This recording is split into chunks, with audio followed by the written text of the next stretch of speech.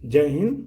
आज हम आप लोगों को लेकर आए हैं क्लास 12th का बायोलॉजी का प्रतिदर्श मॉडल पेपर।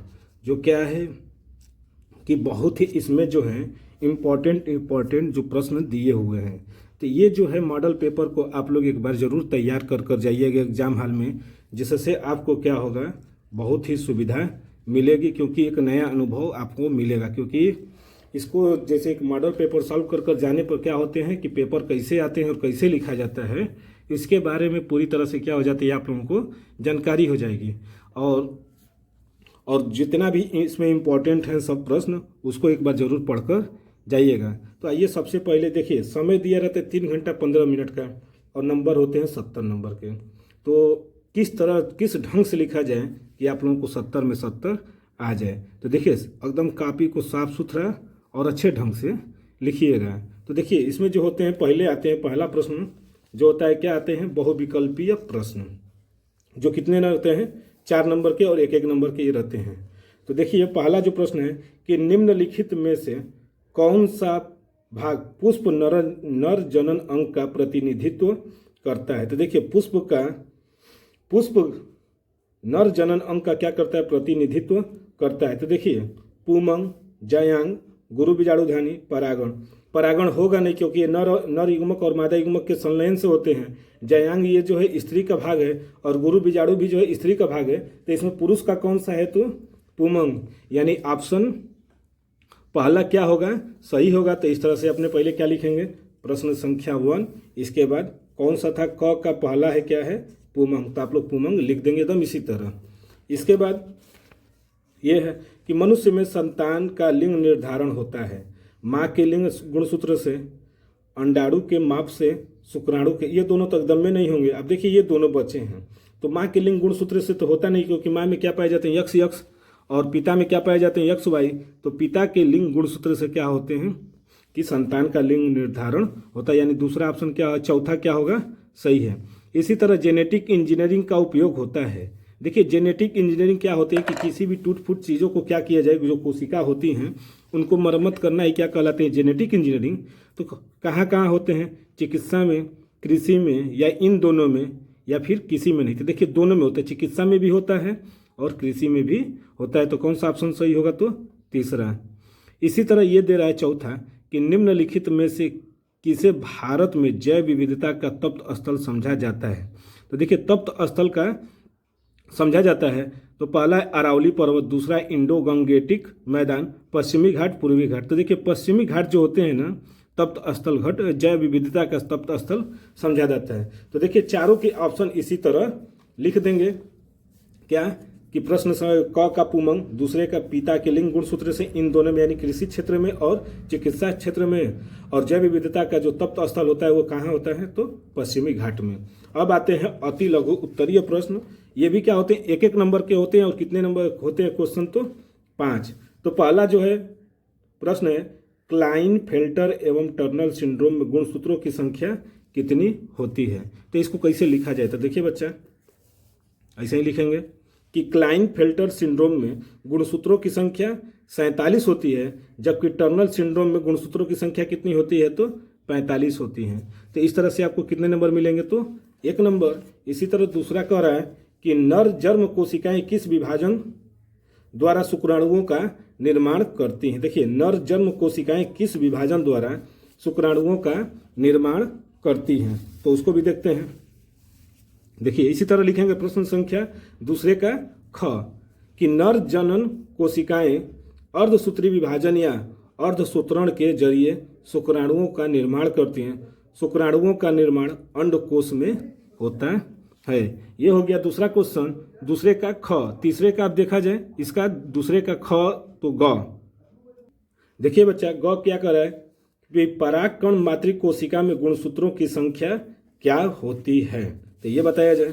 तो देखिए परागकण मातृ कोशिका में गुणसूत्रों की संख्या द्विगुणित यानी 2n होती है।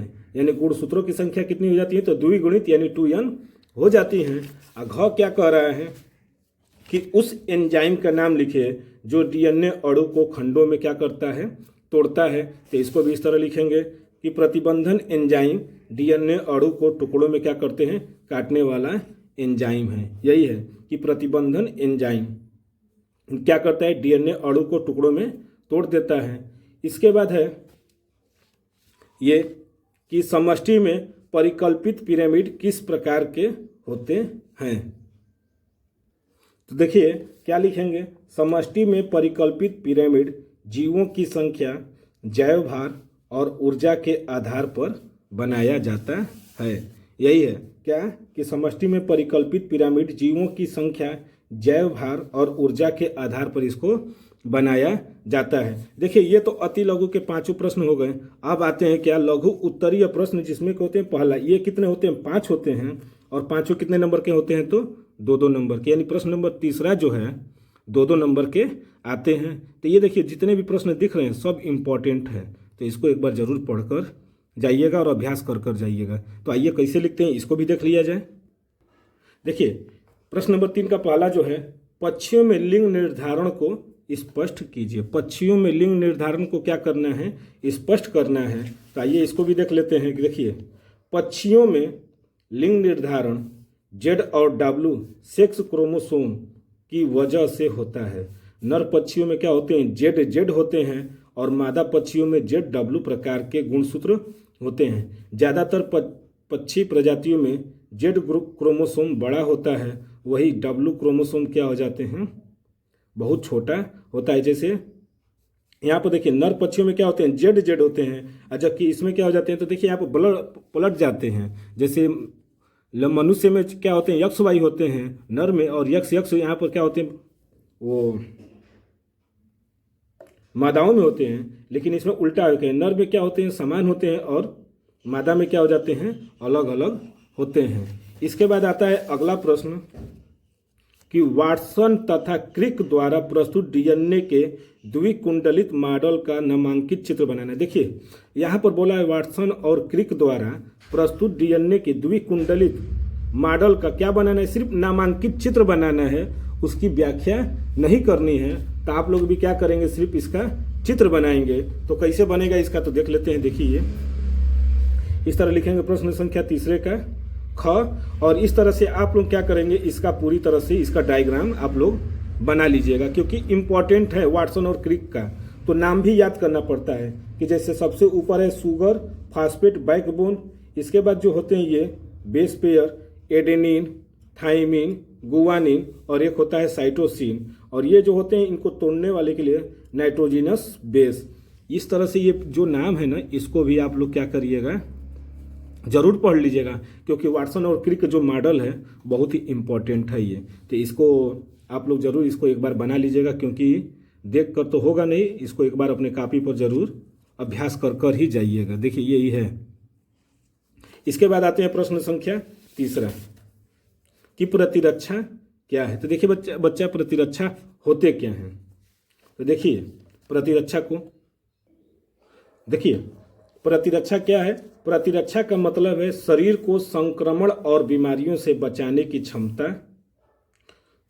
यही है इसका मतलब। यानी शरीर को संक्रमण और बीमारियों से बचाने की क्रिया को ही क्या बोलते हैं,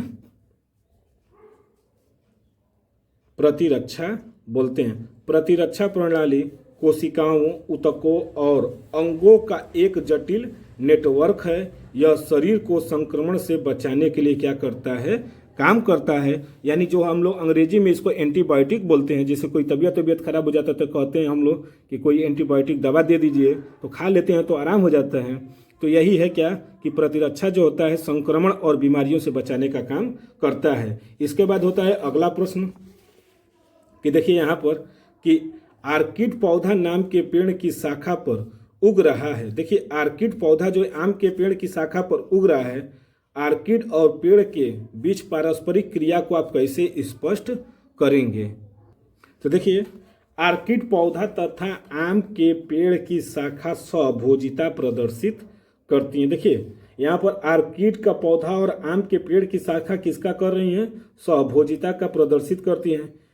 यह ऐसी पारस्परिक क्रिया है जिसमें एक जाति को लाभ होता है और दूसरी जाति को न लाभ होता है और न ही हानि होता है। देखिए आर्किड को तो लाभ मिल रहा है, लेकिन क्या आम की शाखा को कोई हानि हो रही है या फिर उसको कोई फायदा हो रहा है, कोई नहीं हो रहा है, इसलिए यह क्या हो जाती हैं, स्वभोजिता प्रदर्शित करती हैं। इसके बाद है तीसरे का अंग यानी पांचवा इसका क्वेश्चन क्या कर रहा है कि एक स्थलीय पारितंत्र में अपघटन चक्र का क्या करिए, आरेखीय निरूपण कीजिए। एक स्थलीय पारितंत्र में अपघटन चक्र का आरेखीय निरूपण कीजिए, इसके बारे में आपको बताना है। तो चलिए इसको भी देख लिया जाए। तो क्या लिखेंगे, प्रश्न संख्या अंग का तीसरे का अंग। देखिए अपघटन एक ऐसी प्रक्रिया है जिसमें ऑक्सीजन की क्या होती है, आवश्यकता होती है। देखिए अपघटन जो होता है क्या जरूरत पड़ती है, तो ऑक्सीजन की। अपघटन की दर जलवायवीय घटकों द्वारा अपरदन के रासायनिक संगठनों द्वारा क्या होती हैं, निर्धारित होती हैं। एक विशिष्ट जलवायवीय परिस्थिति में यदि अपरदन काइटिन तथा लिग्निन से भरपूर होता है तब अपघटन दर धीमी होती है। यदि अपर दर क्या हो जाए, नाइट्रोजन तथा जल विलेय तत्वों जैसे चीनी आदि से भरपूर होता है तब यह क्या हो जाती हैं, तेजी से होती हैं। ताप एवं मृदा की नमी बहुत ही महत्वपूर्ण जलवायवीय घटक है। तो देखिए इसका बोला है कि आरेखीय अपघटन चक्र का आरेखीय निरूपण कीजिए। तो आप लोग क्या करिएगा, एकदम इसी तरह इसका आरेखीय। देखिए वायुमंडलीय होता है, एक क्या होता है, गैसीय होते हैं। पारितंत्र में दो चीजें पाई जाती हैं, वायुमंडलीय और गैसीय, जिसमें क्या होते हैं, एक तो उत्पादक होते हैं, एक क्या होते हैं, उपभोक्ता। तो उत्पादक क्या करता है, उपभोक्ता को खाना देता है यानी उसका पोषण करते हैं, फिर यही पुनर्चक्रण हो जाता है, पुनर्चक्रण होता है और इसी से क्या होते हैं, मृदा। तो देखिए मृदा भी क्या करता है, उत्पादक में मदद करता है। जैसे हरे पेड़ पौधे हैं क्या करते हैं, उसका मदद करते हैं खाना बनाने में। तो ये फिर किस में आकर मिल जाते हैं, मृदा में। और ये क्या हो रहा है, इसका अंत चक्रण अपटेक है, यानी ये पूरी तरह से इसका क्या बनाना पड़ेगा, और अपघटन चक्र का आरेखीय। अब आते हैं अगला प्रश्न पर जो क्या है, लघु उत्तरीय। देखिए लघु उत्तरीय सेकेंड, ये कितने नंबर के होते हैं, तो 3-3 नंबर के। वो 2-2 नंबर के थे, ये 3-3 नंबर के। तो इसको भी देखा जाए। देखिए बोला है कि लघु बीजाणु धानी तथा गुरु बीजाणु धानी के बीच कोई 3 अंतर स्पष्ट कीजिए। श्योर है बच्चा, ये कल के पेपर में छपा, यानी 3 मार्च को जो पेपर आएगा उसमें ये श्योर है कि ये छपा है। तो आइए इसको भी देखते हैं। तो पहले क्या लिखेंगे, इस तरह से प्रश्न संख्या 4 का क। एक तरफ क्या लिखेगा, लघु बीजाणु धानी जो नर भाग होता है, गुरु बीजाणु धानी जो पुष्प का स्त्री भाग होता है। तो देखिए ये इसके 3 अंतर पूछा है। देखिए पहला क्या लिखेंगे, यह क्रिया पुंकेसर के पराग कोष में होता है। देखिए यह क्रिया किस में होता है, पुंकेसर के पराग कोष में होता है। और गुरु बीजाणु में यह क्रिया स्त्री केसर के बीजांड के अंदर होती है। इसके बाद इसमें अनेक पराग कण बनते हैं। देखिए पराग कोष में कितने अनेकों पराग कण बनते हैं और इसमें केवल एक बीजाणु कोशिका या अंड कोशिका बनती है। और तीसरा है इसमें लघु बीजाणु या पराग कण बनते हैं और इसमें गुरु बीजाणु या भ्रूण कोष बनता है। देखिए बच्चा ये 3 बोला था, तो 3 यहाँ पर उत्तर लिख दिए। अब आते हैं चौथे का ख नंबर। देखिए चौथे का जो ख है कि हमारे समाज में लड़कियां पैदा होने पर दोष केवल महिलाओं को दिया जाता है, बताएं कि यह क्यों सही नहीं है। देखिए अपनी अपनी औपचारिकता है, अपनी अपनी व्याख्या है कि आज जो है भारत जो है पुरुष प्रधान देश है, लेकिन फिर भी लोग अक्सर महिलाओं को ही दोष देते हैं, लेकिन जबकि दोष नहीं दिया जाना चाहिए। इसका मुख्य कारण आज आप लोगों को पता चल जाएगा कि क्यों नहीं दिया जाना चाहिए। तो देखिए इसका उत्तर कैसे लिखेंगे, प्रश्न संख्या 4 का ख। स्त्री में यक्ष गुणसूत्र होते हैं, जबकि पुरुष में क्या होते हैं, यक्ष वाई गुणसूत्र पाए जाते हैं। जब स्त्री का यक्ष गुणसूत्र तथा पुरुष का वाई गुणसूत्र मिलते हैं तो पुत्र यक्ष वाई उत्पन्न होता है। इसके विपरीत स्त्री का यक्ष गुणसूत्र तथा पुरुष का यक्ष गुणसूत्र मिलने पर पुत्री यक्ष उत्पन्न होती है। अतः उत्पन्न संतान का लिंग निर्धारण पुरुष के गुणसूत्र द्वारा होता है, न कि स्त्री के गुणसूत्र से। देखिए वही बात है कि पुरुष के ही गुणसूत्र से क्या होते हैं कि लिंग निर्धारण होता है, जबकि माता का तो समान है, पुरुष का ही न चेंज है। चूंकि पुरुष में 50% X और 50% Y गुणसूत्र होते हैं, अतः पुरुषों के गुणसूत्र का X या Y होना ही संतान के लिंग निर्धारण के लिए क्या है, उत्तरदायी है। यही है, उत्तरदायी है। इसलिए पुत्री को जन्म देने का दोष महिलाओं को देना गलत है। मेन रीजन यही है कि पुरुष में जो होते हैं X Y होते हैं, तो यही क्या करते हैं, लिंग निर्धारण तय करते हैं। अब आते हैं अगले प्रश्न पर कि एक संकर क्रॉस का उदाहरण देते हुए मेंडल के प्रभाविता का नियम की व्याख्या कीजिए। देखिए, एक संकर क्रॉस का उदाहरण देना है और मेंडल के प्रभाविता के नियम की क्या करना है, व्याख्या करना है। तो देखिए बच्चा, ऐसे लिखेंगे, मेंडल के प्रभाविता का नियम मेंडल द्वारा प्रतिपादित एक संकरण पर आधारित है। जब शुद्ध लंबे तथा शुद्ध बौने पौधे के बीच क्रॉस यानी संकर कराया जाता है तो प्रथम पीढ़ी F1 में विपरीत लक्षणों में से केवल एक प्रभावी लक्षण दिखाई देता है और अप्रभावी लक्षण यानी बौनापन छिपा रहता है। जैसे उदाहरण में हम लोग ये दिखा देंगे क्या, कि जब शुद्ध लंबे कैपिटल टी तथा शुद्ध बौने स्मॉल टी पौधे के मध्य संकरण कराया जाता है तो F1 पीढ़ी में प्राप्त सभी लक्षण पादप 100% क्या हो जाते हैं, लंबे प्राप्त होते हैं, क्योंकि लंबेपन का लक्षण प्रभावी लक्षण है। इस तरह से ये फिगर दिखा दिए हैं। और देखिए ऐसे लिखेंगे क्या, इसका संकरण करा दिया जाएगा कि देखिए कैपिटल टी ये शुद्ध लंबे हो गए और ये क्या हो गए, शुद्ध बौने। इनके बीच जब संकरण कराया गया तो देखिए सभी क्या मिल रहे हैं, capital T small T capital T small T capital T small T, यानी सभी से क्या कराए हैं, संकरण ये करा दिए हैं। तो सभी क्या मिल गए हैं, देखिए सब कैपिटल टी में मिले हैं, तो क्या होंगे, सभी लंबे पौधे होते हैं। और जब लंबे पौधे होंगे तो क्या करेंगे, बौने पौधे को पूरी तरह से दबा देते हैं। तो इसी को क्या कहते हैं, मेंडल के प्रभाविता का नियम। अब आते हैं अगला प्रश्न पर, क्या दिया है कि डीएनए कुंडलनी की कौन सी विशेषता से वाटसन और क्रिक को डीएनए प्रतिकृति के सेमी कंजर्वेटिव रूप को कल्पित करने में सहयोग किया, इसकी व्याख्या कीजिए। तो आइए इसको भी देखते हैं।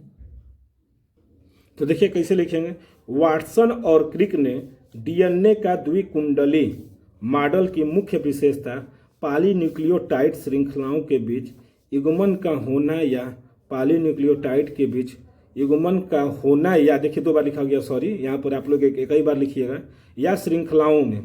देखिए यहाँ पर हम दो बार लिख दिए हैं, तो अगर एग्जाम में ऐसे अगर आपकी गलती हो जा रही है, कई चीज़ को दो बार लिख दे रहे हैं, तो उसको काटिए मत। हल्का सा अगर क्रॉस करना है तो यहाँ पर इसे क्रॉस कर दिखा सकते हैं, नहीं तो रहने दीजिएगा। देखिए होना या श्रृंखलाओं में क्षार युग्मन ही एक जैसी विशेषता थी जिससे वाटसन क्रिक को डीएनए प्रतिकृति के सेमी कंजर्वेटिव रूप को कल्पित करने में सहयोग किया। क्षार युग्मन के इसी गुण के आधार पर श्रृंखलाएं एक दूसरे की क्या होती हैं, पूरक बनती हैं। अर्थात डीएनए रज्जुक में क्षार अनुक्रम पता होने पर दूसरे रज्जुक के क्षार युग्म को ज्ञात किया जाता है। जैसे एडेनिन और थाइमिन के साथ क्या होते हैं, थाइमिन और एडेनिन के साथ साइटोसिन और गुआनिन के साथ, और गुआनिन और साइटोसिन के साथ भागीदार होते हैं। यानी यही होते हैं, एडेनिन थाइमिन साइटोसिन और गुआनिन डीएनए में क्या होते हैं, यही पाए जाते हैं। अब देखिए इसके बाद इसमें दो संतति डीएनए अणु बनते हैं जो मूल अणु के समान होते हैं। प्रत्येक संतति डीएनए अणु एक नए और एक पुराने रज्जुक से बना होता है। इस प्रतिकृति तंत्र को अर्थ संरक्षी के रूप में संदर्भित किया जाता है, क्योंकि प्रत्येक संतति अणु में केवल एक संरक्षित मूल रज्जुक होता है। बाद में जोसेफ टेलर, मेसेल्सन और स्टॉल द्वारा किए गए प्रयोगों ने इसे सत्यापित किया। अब आइए देखते हैं प्रश्न संख्या। देखिए प्रश्न संख्या 5वें का ये भी कितने होते हैं, तो 3-3 नंबर के ये भी पाए जाते हैं। तो इसको भी देखा जाए कि देखिए क्या दिया है कि जैविकी यानी जीव विज्ञान के अध्ययन ने संक्रामक रोगों को नियंत्रित करने में किस प्रकार हमारी सहायता की है। सॉरी, देखिए बच्चा, ये तो ख हो गया ना। ग का है कि मलेरिया परजीवी के जीवन चक्र का स्वच्छ एवं नामांकित चित्र बने। ये पहले हम पढ़ दिए थे, लेकिन ये है पहला कि क्या है कि मलेरिया परजीवी के जीवन चक्र का, ये एकदम श्योर है बच्चा, इसको पढ़ लीजिएगा, एकदम आएगा। तो इसका क्या करेंगे, मलेरिया परजीवी का पूरा ऐसे एक इसका पूरा चित्र बनाना पड़ेगा आप लोगों को। देखिए क्या करेंगे, जीवाणु मच्छर मादा क्या होती हैं, इसके लार होते हैं, यही क्या होते हैं, फिर से यहाँ पर जाते हैं तो क्या बन जाते हैं, मादा मच्छर। और मादा मच्छर क्या करते हैं, मानव यकृत पर पूरी तरह से प्रभावित कर देते हैं। और ये जब प्रभावित कर रही हैं तो परजीवी यकृत कोशिकाएं जो होती हैं क्या हो जाती हैं, आरबीसी में अलैंगिक रूप से क्या करने लगेंगी, जनन करने लगेंगी। देखिए यहाँ पर आरबीसी यानी ब्लड में जाकर ये क्या करेंगी, अलैंगिक जनन करने लगती हैं, जिससे क्या होती है, इनकी संख्याएं बढ़ती जाती हैं। और इसके बाद लैंगिक अवस्थाओं का, तो एक में हो जाते हैं नर और एक मादा, तो यही मादा मच्छर हो गए। अब मादा मच्छर से क्या हो जाएंगे, मादा मच्छर के अमाशय में, यानी अमाशय में जाएंगे। यानी ये पूरी तरह से आपको क्या करना है, इसका फिगर बनाना होगा बच्चा। जैसे भी आपको समझ में आए इसको एक स्क्रीनशॉट ले लीजिए, क्योंकि बहुत ही इंपॉर्टेंट ये प्रश्न है। देख रहे हैं ना, इसको एकदम पढ़ लीजिएगा बच्चा।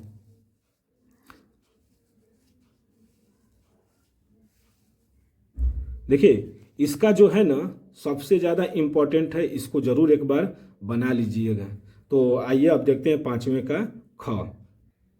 देखिए पांचवें का ख कह रहा है कि जैविकी यानी जीव विज्ञान के अध्ययन ने संक्रामक रोगों को नियंत्रित करने में किस प्रकार हमारी सहायता की है।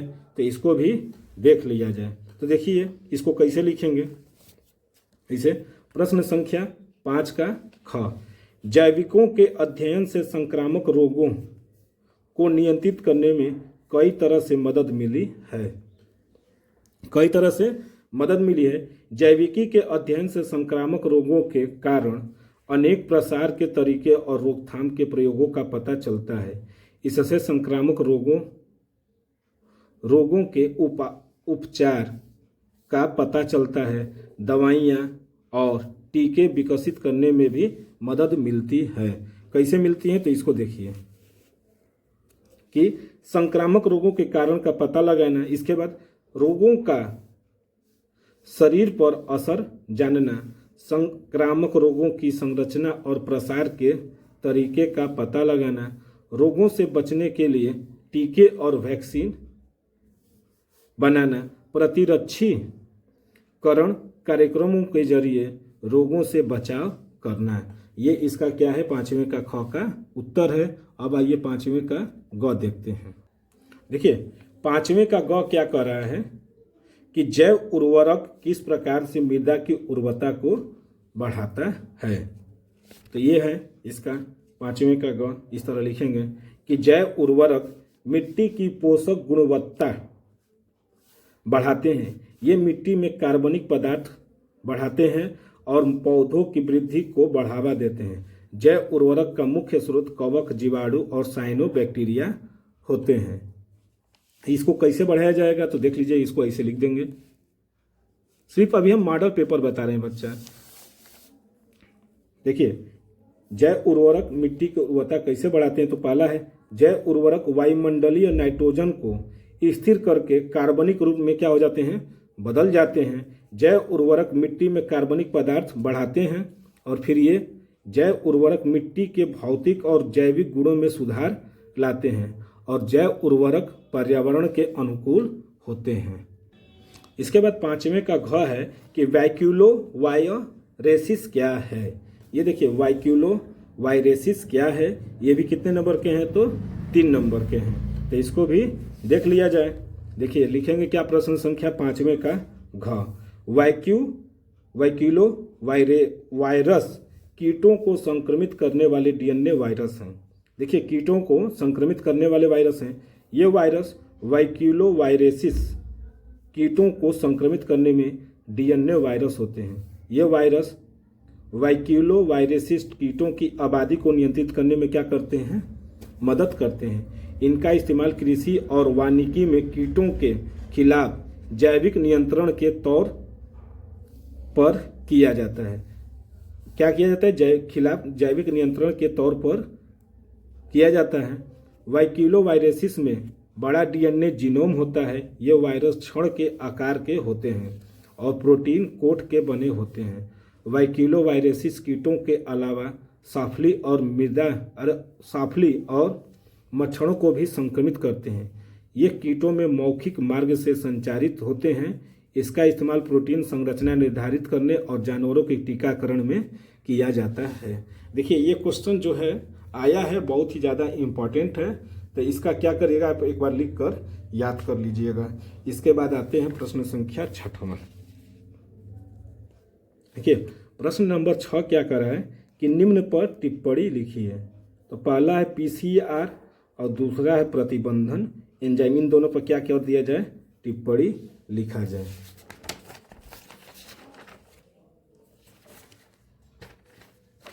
तो चलिए देखते हैं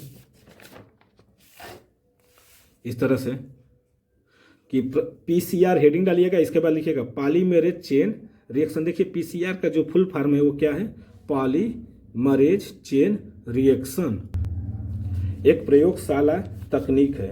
इसका इस्तेमाल डीएनए के किसी खास हिस्से की लाखों से लेकर अरबों प्रतियां बनाने के लिए किया जाता है। पीसीआर का इस्तेमाल आणविक जीव विज्ञान में किया जाता है। पीसीआर में डीएनए के एक खास हिस्से को बढ़ाने के लिए प्राइमर नामक छोटे डीएनए टुकड़े का क्या किया जाता है, इस्तेमाल किया जाता है।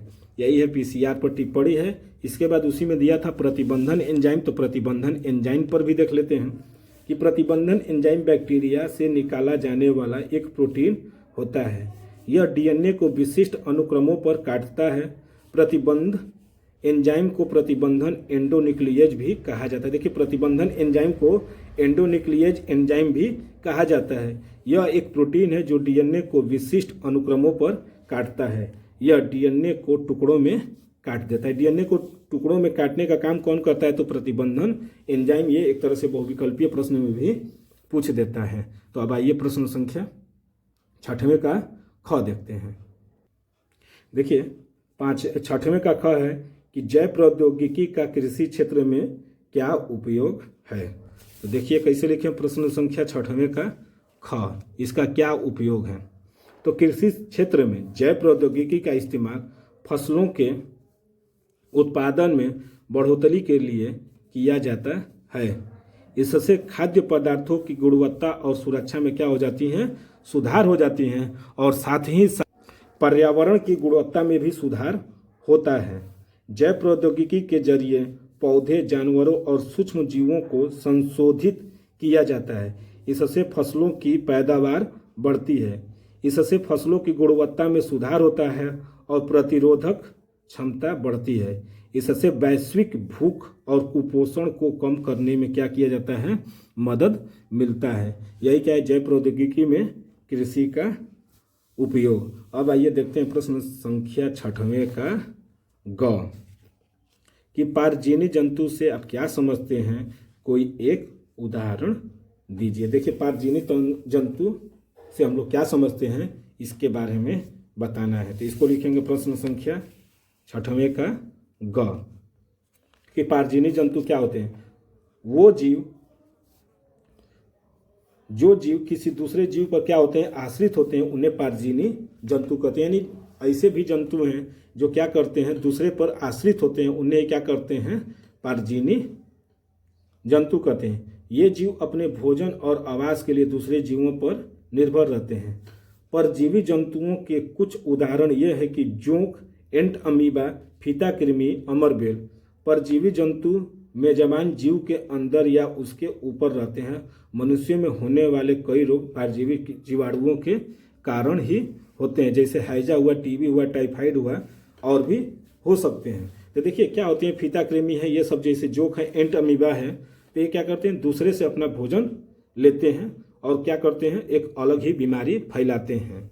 इसके बाद है 6वां कि निम्नलिखित में अंतर स्पष्ट कीजिए। यही है कि निम्नलिखित में अंतर स्पष्ट कीजिए, किसमें, उत्पादन और अपघटन, परजीविता और सहभोजिता। तो इसको भी देखा जाए। देखिए क्या करेंगे, प्रश्न संख्या 6वां का ऐसे ही डालेंगे। उत्पादन और अपघटन में क्या पूछा है, अंतर, तो लिख देंगे उत्पादन में सरल अकार्बनिक पदार्थों में जटिल कार्बनिक पदार्थों का निर्माण ही क्या कहलाता है? उत्पादन कहलाता है। सूक्ष्म जीवों द्वारा मृत कार्बनिक पदार्थों के जटिल बड़े अणु का सरल अकार्बनिक पदार्थों में विघटन क्या कहलाता है?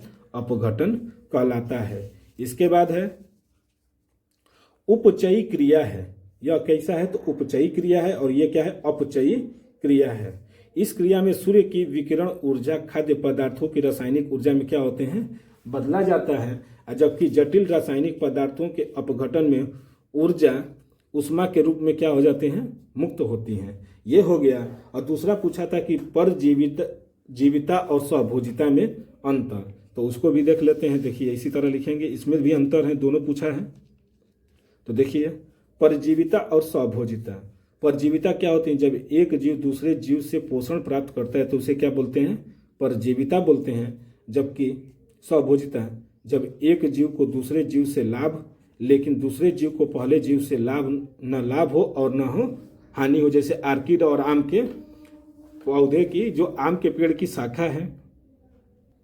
इसके बाद है इसमें एक जीव को लाभ तथा एक को क्या हो जाती है? हानि हो जाती है। और इसमें क्या होती है? एक स्वभोजी दूसरे स्वभोजी से लाभ लेता है।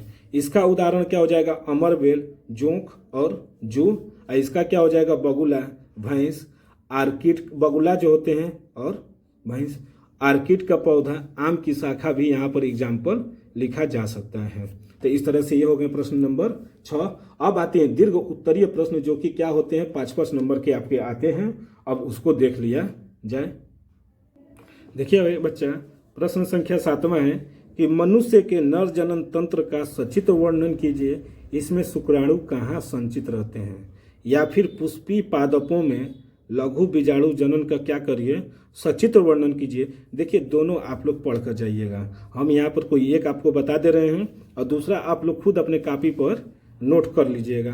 तो देखिए हम बताने जा रहे हैं मनुष्य के नर जनन तंत्र का सचित्र वर्णन, और इसमें शुक्राणु कहाँ संचित रहते हैं उसके बारे में भी बता दे रहे हैं।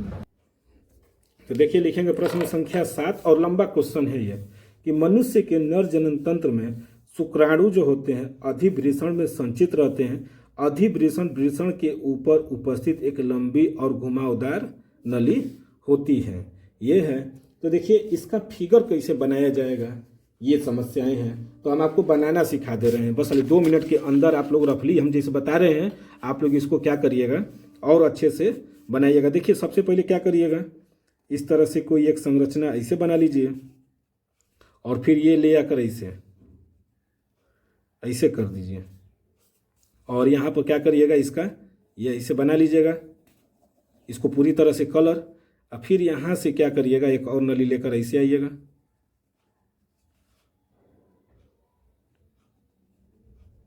और ये ऐसे ले आकर ऐसे, और फिर ये हम रफली बना रहे हैं बच्चा।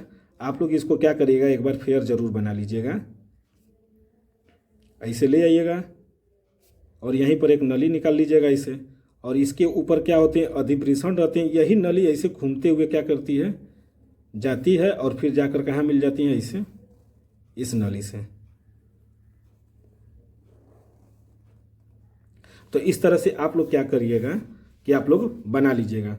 तो देखिए ये जो होता है ब्लाडर होता है, ब्लाडर ये जो है इसका क्या होते हैं, वृषण होते हैं, और इसके ऊपर जो संकरी ऐसे बने रहेंगे उसे क्या बोलते हैं, अधिवृषण। ये जो होता है मूत्राशय मार्ग और शुक्राशय मार्ग, यानी ये क्या होते हैं, पेनिस होता है, जिसको हम लोग शिश्न बोलते हैं। यहीं पर एक लगी रहती है ग्रंथि, जिसको कहते हैं क्या है, प्रोस्टेट ग्रंथि। ये हो जाते हैं। और ये जो होता है शुक्र नलिका होती है, यानी शुक्राणु को ले जाने के लिए शुक्र नलिका होती हैं। और तो इस तरह से आपको एक रफली बनाए हैं, जो क्या करिए, कुछ मत करिएगा बच्चा, बस 2 लाइन ऐसे, एक ऐसे और दूसरा ऐसे ले जाइए, और इनको ऐसे ऐसे फिर ले जाइए ऐसे, इनको ऐसे कर दीजिए। इसके बाद यहाँ पर टेस्टिस इसका बना दीजिए अधिवृषण, और इसी पर संकरी बना दीजिए, और फिर नली ऐसे ले जाकर ऐसे मिला दीजिए, और यहाँ पर एक ब्लाडर बना दीजिए, इस तरह से आपका बन जाएगा। थोड़ा ढंग से बनाएंगे तो बन जाएंगे। तो आइए देखते हैं कैसे लिखा जाएगा। कि देखिए वृषण क्या होता है, सब लिखे हैं कि यह नर जनन तंत्र का प्रमुख भाग है होता है। इसमें टेस्टोस्टेरोन नामक हार्मोन का स्राव होता है और वृषण की जो संख्या होती है कितनी होती है, तो 2 होती है। इसके बाद आता है अधिवृषण। ये लगभग 6 मीटर लंबी, पतली तथा अत्यधिक कुंडलित नलिका होती है जो वृषण के अग्र, पश्च तथा भीतरी भाग को ढकने में क्या करती है, सहायक होती है। यह अति कुंडलित होकर लगभग 4 सेंटीमीटर लंबी, चपटी एवं कोमा के आकार की क्या होती है, संरचना होती है। इसके बाद आता है शुक्रवाहिनी और शुक्राशय। देखिए शुक्रवाहिनी एपिडिडिमिस से एक शुक्रवाहिनी निकलकर उदक गुहा में प्रवेश करते हुए शुक्राशय से होते हुए मूत्र मार्ग के अधर भाग में क्या हो जाता है, खुल जाता है। देखिए यही जो है शुक्राशय जो है कहाँ जाकर खुल जाता है, तो मूत्र मार्ग के नली में। इसके बाद आता है शुक्राशय। यह एक द्विपालित थैलीनुमा ग्रंथिल संरचना होती है। इससे चिपचिपा द्रव स्रावित होता है जो वीर्य का मुख्य भाग बनाता है तथा शुक्राणुओं का पोषण करता है। इसके बाद आता है मूत्र मार्ग। मूत्र तथा वीर्य इसी मार्ग द्वारा शरीर से क्या हो जाते हैं, बाहर आते हैं। और शिश्न क्या होते हैं, यह मैथुन अंग है। यह वृषण कोशों के मध्य में मूत्र मार्ग गुजरता है जो शिश्न के अग्र छोर पर खुलता है। ये हो गए। इसके बाद आइए देखते हैं प्रश्न संख्या 8वां। देखिए क्या कि आनुवंशिक कूट क्या है, इसकी मुख्य विशेषताओं का वर्णन कीजिए। या फिर जैव विकास किसे कहते हैं, भूवैज्ञानिक कालों में होकर पादप के विकास का सचित्र वर्णन कीजिए। देखिए आनुवंशिक कूट क्या है, इसकी क्या मुख्य, देखिए 2 आते हैं लॉन्ग क्वेश्चन में आते हैं अथवा करके, तो जो आपको लगे कि इसमें समय कम लगेगा और हमारा जो उत्तर होगा एकदम सटीक होगा, आप उसी का ही उत्तर दीजिए। जैसे यहाँ पर आनुवंशिक कूट क्या है, इसकी मुख्य विशेषता क्या है, और यहाँ पर है सचित्र वर्णन करना है, तो हम क्यों ना हम इसी को कर दें। तो आइए देखिए क्या होता है। क्या प्रश्न संख्या 8वां क्या लिखेंगे, आनुवंशिक कूट क्या होते हैं। तो आनुवंशिक कूट डीएनए और आरएनए में मौजूद न्यूक्लियोटाइडों का अनुक्रम होता है। यह प्रोटीन के अमीनो एसिड अनुक्रम को क्या करता है, निर्धारित करता है। और आनुवंशिक कूट की जो प्रमुख विशेषताएं निम्नलिखित हैं उसको देख लेते हैं। देखिए कि आनुवंशिक कूट में 3 अक्षर के न्यूक्लियोटाइड अनुक्रम होते हैं जिन्हें क्या बोलते हैं, कोडान बोलते हैं। याद कर लीजिएगा, ये भी आता है कोडान किसे कहते हैं। एक कोडान एक विशिष्ट अमीनो एसिड को क्या करता है, दर्शाता है। आनुवंशिक कूट में 64 संभावित कोडान होते हैं। इसके बाद है आनुवंशिक कूट सभी जीवों के लिए क्या है, लगभग एक जैसा होता है। आनुवंशिक कूट कुछ कोडान प्रारंभिक और कुछ कोडान समापन के लिए होते हैं। यानी कुछ जो होते हैं क्या होते हैं, प्रारंभिक होते के लिए होते हैं, तो कुछ समापन के लिए। आनुवंशिक कूट कोडान लगातार बढ़ते जाते हैं और बीच में रुके नहीं जाते हैं, यानी नहीं रुके होते हैं, ये बढ़ते ही जाते हैं। इसके बाद आते हैं प्रश्न संख्या 9 पर। क्या है कि पादपों की जाति विविधता 22% और जंतुओं की 72% की अपेक्षा बहुत कम है। क्या कारण है कि जंतुओं में अधिक विविधता मिलती है, या किसी भौगोलिक क्षेत्र में जाति के क्षति के मुख्य कारण क्या है। देखिए 5 नंबर के ये भी हैं, तो आइए इसको भी देख लेते हैं।